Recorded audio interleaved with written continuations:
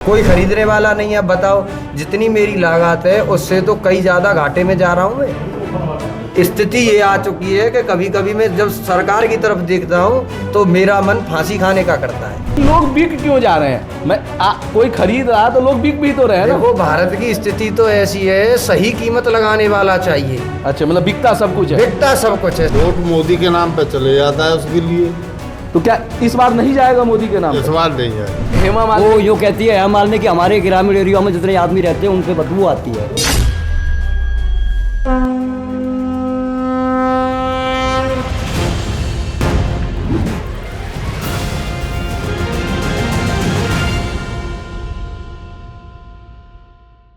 नमस्कार, मैं हूं प्रभास और लाइव हिंदुस्तान के चुनावी शो 24 का चौधरी कौन में आपका स्वागत है। हम पिछले 7 दिनों से वेस्टर्न यूपी के अलग अलग लोकसभा क्षेत्रों में घूम रहे हैं और आज हम पहुंच गए हैं मथुरा से बीजेपी ने एक बार फिर हेमा मालिनी को उतारा है। बसपा से सुरेश सिंह है। माना जा रहा है कि मुख्य मुकाबला इन्हीं दोनों के बीच है। कांग्रेस ने मुकेश को उतारा है। अंतिम समय में उन्हें उतारना पड़ा क्योंकि उसके संभावित उम्मीदवार बॉक्सर विजेंद्र अचानक भाजपा में चले गए।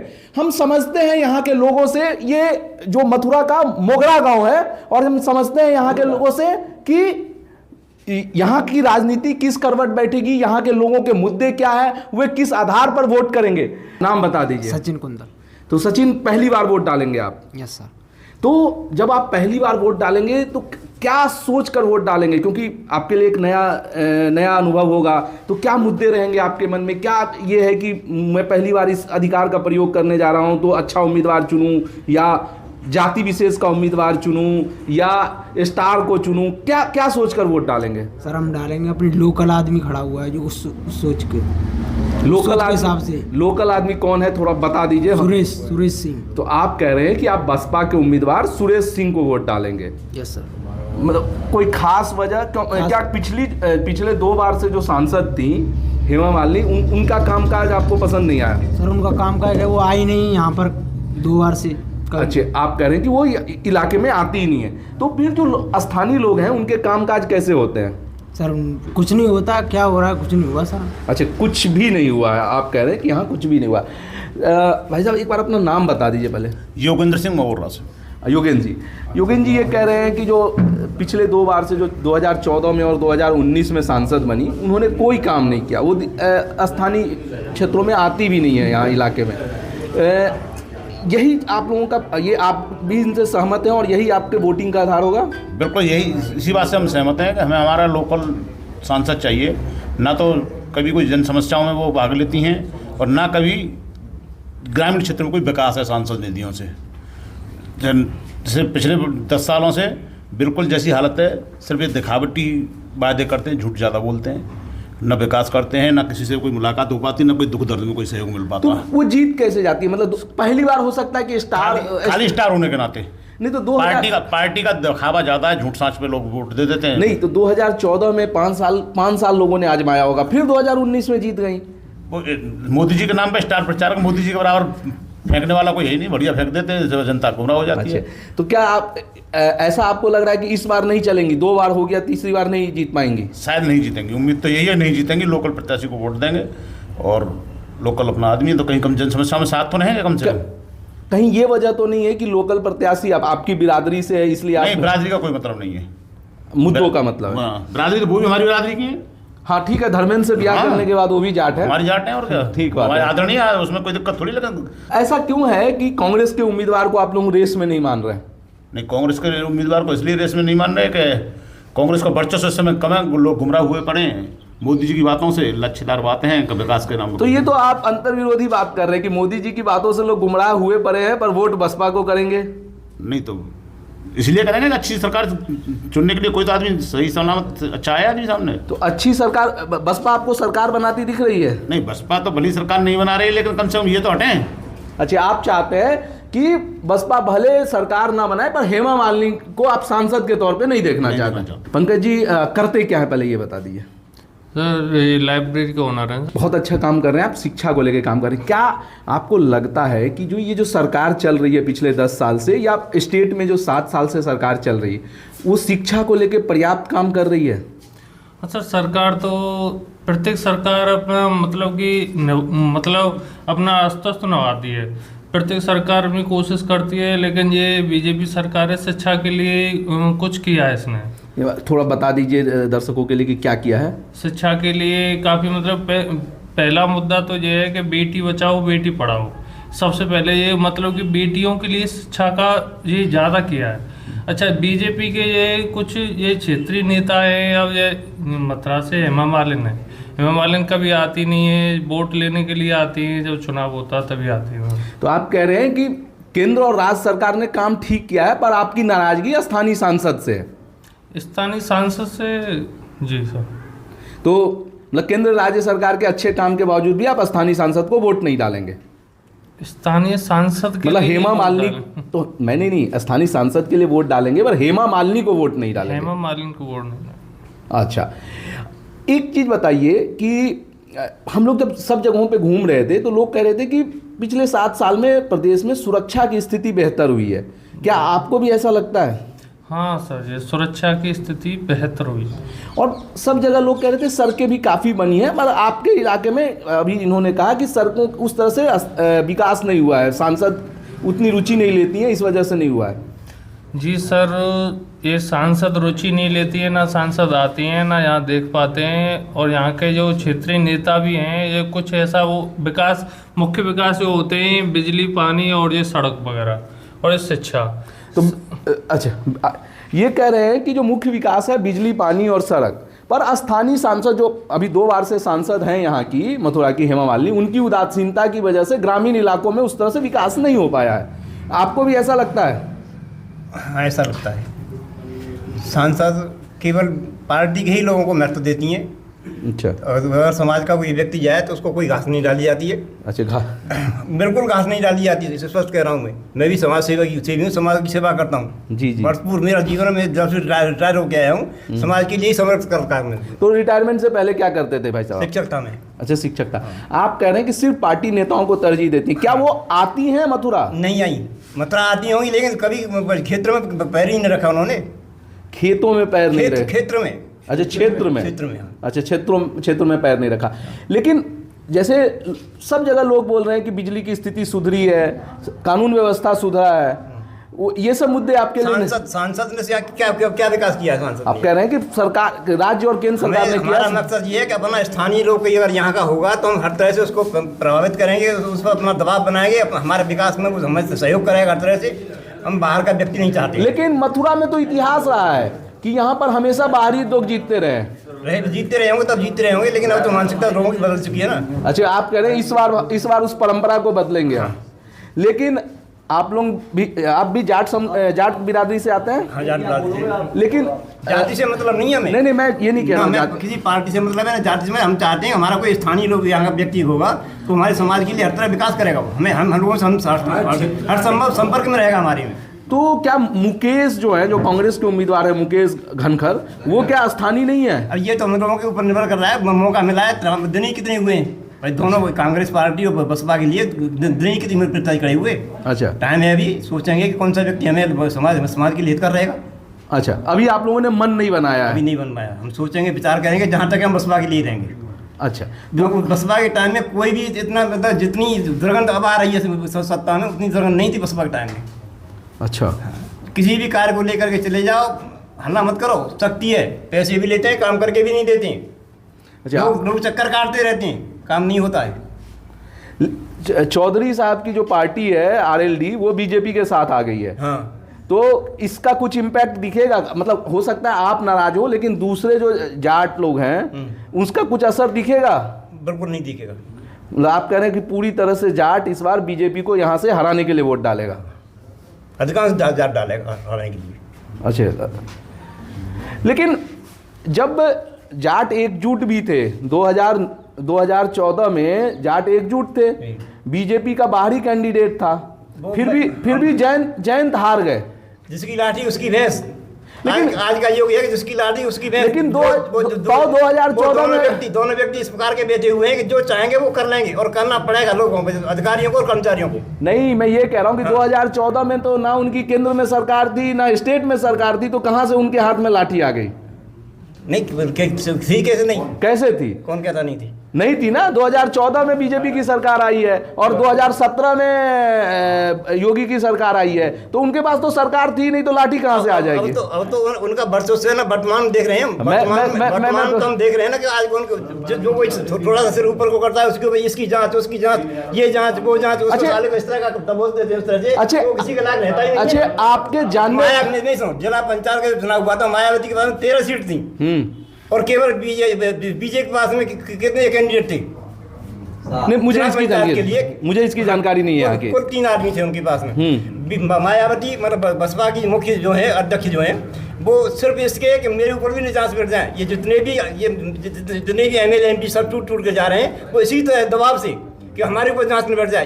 ये भी सारे कर्म करके बैठे हैं, दूध का तरवा कोई भी नहीं है इनमें। लेकिन लोग ये भी कह रहे हैं कि हम इसलिए जा रहे हैं कि दूसरी पार्टी से जीतेंगे ही नहीं, बीजेपी से जीतने की गारंटी है। वो तो जीतने गारंटी तो इसीलिए है ना कि उनके पास सब कुछ है, वो जो चाहेंगे वो कर लेंगे और जिसको खड़ा करेंगे उसको जिता लेंगे। राजस्थान में देख लीजिए, ये भरतपुर से जो एमएलए हुए हैं, क्या वर्चस्व था उनका? उन्होंने खड़ा ही ऐसी सीट से किया कि वहां पर हमारा वर्चस्व है, उसी सीट से हम जिता ले जाएंगे, दूसरी जगह ले जाकर रखें। तो इसमें गलत क्या है? जिसका जिस सीट पे वर्चस्व हो वहां से खड़ा होकर जीतता है, तो इसमें कहाँ था वर्चस्व? उसे कोई जानता ही नहीं था उस क्षेत्र में। लेकिन तो लोगों ने वोट तो डाला होगा बीजेपी के नाम पर। अरे तो वोट तो डाला होगा ना, किसी के नाम पे डाले। उनका प्रभाव था वहाँ। अरे तो चलिए, ठीक है। आप अपना नाम बता दीजिए। नेत्रपाल सिंह।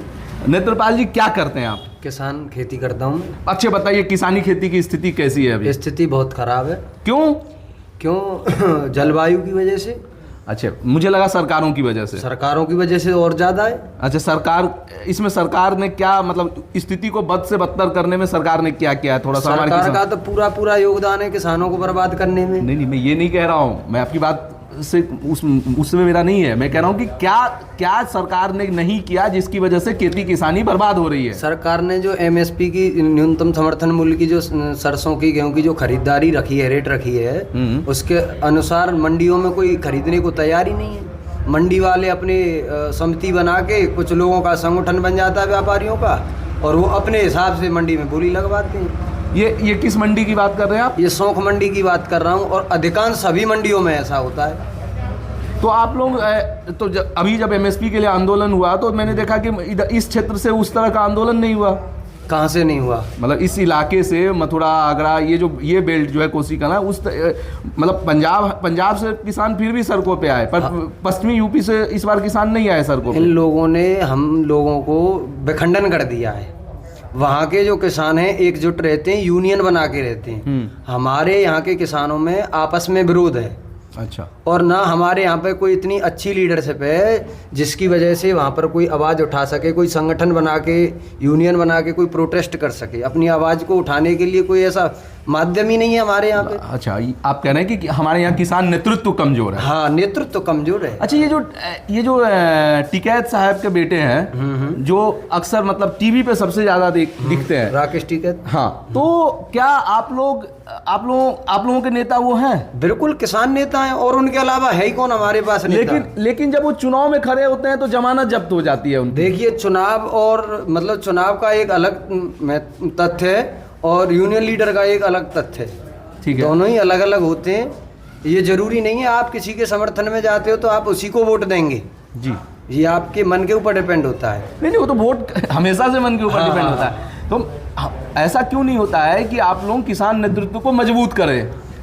देखिए, कहीं ना कहीं हमारी किसानों की भी कमी है, इसीलिए कहीं ना कहीं हमारा जो किसान वर्ग है वो भी कमज़ोर है। वो इतने सक्षम नहीं है कि किसी भी प्रकार से एक ही पार्टी की तरफ जा सकें। ना तो किसान के पास पैसा है। मेरी पिछली साल से 2 साल की फसल घर में रखी हुई है, सड़ रही है, और उसको खरीदने वाला कोई नहीं है। 4000 रुपये, 4200 रुपये सरसों की रेट मंडी से लौटा के लेके आया हूँ मैं।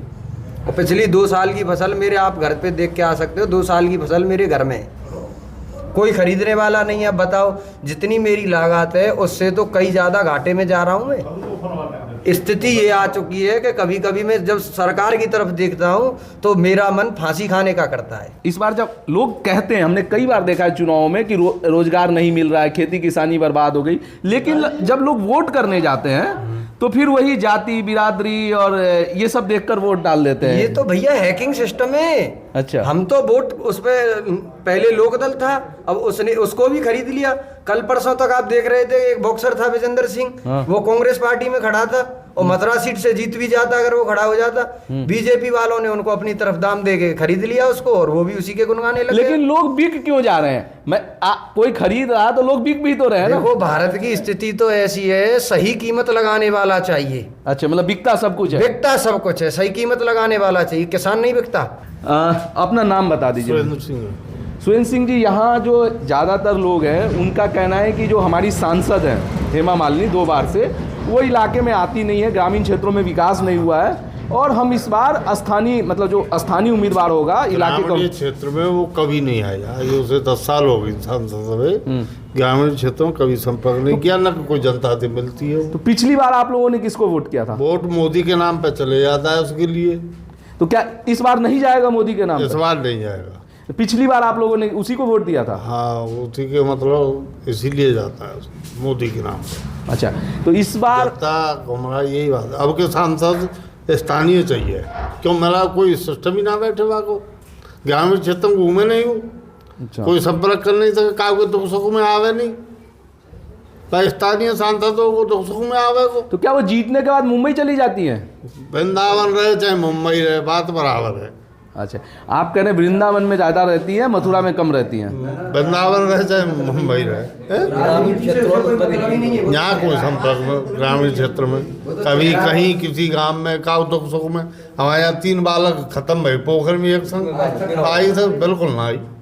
वो कह रहे हैं सुख दुख में भी नहीं आती है, भाई, काम हाँ। तो नहीं करती है, सुख दुख में भी आती है। नहीं आती। तो अभी जो 3 उम्मीदवार हैं, हाँ, भाजपा, बसपा और कांग्रेस के, तो आप भाजपा को कह रहे हैं कि वो उनको हम वोट नहीं देंगे। बसपा और कांग्रेस में से आपको किसका उम्मीदवार अच्छा लग रहा है? अब हमारा उम्मीदवार खूंटेला यही ठाड़ो, यही देंगे स्थानीय अपने क्षेत्र को। सुरेश भाई अपने का ही पहले देंगे। अच्छा, मतलब आप लोग बसपा उम्मीदवार के साथ जाएंगे। हाँ। इसमें बिरादरी का कितना रोल है? बिरादरी का रोल तो रहती है, वैसे कहा है तो हर बात में, हर चीज में। ये कहा है तो टिकट देते तो बिरादरी के हिसाब से देते। अच्छा, तो लेकिन ना हम जब दूसरे इलाकों में घूम रहे थे तो जो ठाकुर समाज के लोग हैं या त्यागी समाज के लोग हैं, वो इसलिए नाराज हैं कि पार्टियां जाटों को ज्यादा महत्व देती है। उनका कहना है कि जाट की जितनी आबादी नहीं है उससे ज्यादा उनको टिकट मिलता है। ऐसा तो कुछ नहीं है, विधायक है हमारे यहाँ ठाकुर है। नहीं, लेकिन मुजफ्फरनगर में ऐसे ही आरोप थे, कैराना में ऐसी बातें हमारे सामने आई। और मैं माँ की तो हमें जानकारी ना, अपने यहाँ की बता सकते हम। ऐसा हमारे यहाँ तो कुछ नहीं है। हमारे यहाँ गोवर्धन विधानसभा क्षेत्र से विधायक ठाकुर है विधायक। तो कभी जो जान पहचान वाले किसी ठाकुर लोगों से बात होती है क्या? उनके मन में इस इलाके में ऐसे हैं विचार की जो हमें कम महत्व मिलता है राजनीतिक पार्टियों से? हाँ, बातें तो ग्रामीण क्षेत्र वाले तो सब परेशान है। नहीं, मैं पार्टियों के कैंडिडेट से कह रहा हूँ। पार्टी कैंडिडेट थे नहीं भाई साहब, आपका नाम क्या है? पप्पू कुंतल। पप्पू जी, यहाँ तो सब लग रहा है कि सारे लोग हेमा मालिनी से नाराज है। अच्छा जी। और आप लोग हेमा मालिनी को हराने के लिए वोट मैंने डाले। कभी अपनी 53 साल की उम्र में मैंने कभी बीजेपी को वोट नहीं दिया। अच्छा, आपने कभी वोट दिया ही नहीं? मैंने जयंत चौधरी को वोट दिया। फिर जयंत चौधरी भी तो हार गए। जयंत चौधरी आप बीजेपी का कॉन्टेक्ट हो गया है। हाँ। तो हम उनकी बातों पर नहीं जा रहे, हम तो अपने क्षेत्र को आदमी को वोट देंगे। नहीं, लेकिन आप जब मतलब 53 साल में कभी बीजेपी को वोट नहीं दिया? नहीं दिया तब। पर ज्यादा टाइम बीजेपी जीतती रही है। 1991 से सिर्फ एक 2004 को छोड़ दें जब कांग्रेस जीती थी यहाँ से, मानवेंद्र सिंह। 1991 से बीजेपी या बीजेपी के समर्थन से 2009 में एक बार जैन जीते थे, वो भी बीजेपी के समर्थन से ही जीते थे एक बार मथुरा से। बस। लेकिन 1991 से तो पिछले 33 साल से इस क्षेत्र में बीजेपी का दबदबा है। बीजेपी की दबदबा है। हाँ। तो जब आप लोगों की इतनी नाराजगी है तो बीजेपी इतना अच्छा कैसे कर जाती है? काम तो बढ़िया किए हैं बीजेपी ने। हाँ। काम तो बढ़िया किए हैं, पर हमारा ये ग्रामीण क्षेत्र का एरिया ये है कि हमें अपना ही यहाँ का वो चाहिए सांसद। ये है। अच्छा, आप जो हमारे दुख दर्द में काम आए।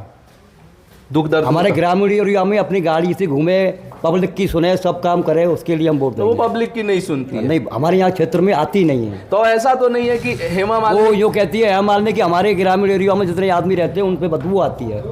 ऐसा कहा है उन्होंने? कहा है, कहाँ देखा आपने? मथुरा तेजवीर से की थी, नहीं नहीं, मथुरा में की तेजवीर से, हम बगल में खड़े हुए थे, अच्छा। बीजेपी की रैली हम उसको देखा हमें। कहीं इसलिए तो नाराजगी नहीं है कि हेमा मालिनी से एक बार मिलने की चाहती? ना ना ये ना ना ना हाँ? ना ना, पिक्चर बहुत देखी है हेमा मालिनी की हमने, ऐसी कोई नहीं बात नहीं, तो पिक्चर देखना अलग बात होता है, आमने सामने हाँ, के। देखने गए थे मथुरा एक बार। एक बार देखने गए थे, चलिए देखने गए थे, और हाँ ठीक है ये- ठीक है। अपना नाम बता दीजिए भाई साहब। साहब सिंह जी, आप लोग तो ऐसा लग रहा है कि ये ऐसा तो नहीं है कि जो बसपा उम्मीदवार है सुरेश सिंह, उनका इस गांव से कोई संबंध है? संबंध को तो संबंध तो है, हाँ, पर आदमी तो देखे जाते, संबंध को तो भाईचारा है, पड़ोसी है भाव। अच्छा, वो पड़ोस के गांव के हैं? हाँ, पड़ोस में ही, अच्छा, बिरादरी का भी है। अच्छा, बिरादरी है, पड़ोस के गांव के हैं, तो इसलिए आप लोगों को लगता है कि हमारे दुख दर्द में ज्यादा शामिल होंगे। बिल्कुल। ये यहाँ के स्थानीय लोगों की बातें आपने सुनी, इनमें से ज्यादातर लोगों का ये मत है कि हेमा मालिनी एक स्टार उम्मीदवार है, पिछले 2 बार से इसकी वजह से वो जीत गई हैं, प्लस उनके साथ भाजपा उनकी पार्टी वो बहुत मजबूत है, ग्राउंड पे उसका काम बहुत स्ट्रांग है। लेकिन इस बार इन लोगों ने मन बनाया है कि ये लोग स्थानीय जो सांसद बसपा के उम्मीदवार हैं सुरेश सिंह, उनके लिए वोट करेंगे। हम इसी तरह अलग अलग लोकसभा क्षेत्रों में जाते रहेंगे और वहां के लोगों के मन को टटोलते रहेंगे कि उनके मुद्दे क्या है, वो किस आधार पर वोट करेंगे। आप हमारे साथ बने रहिए और देखते रहिए लाइव हिंदुस्तान।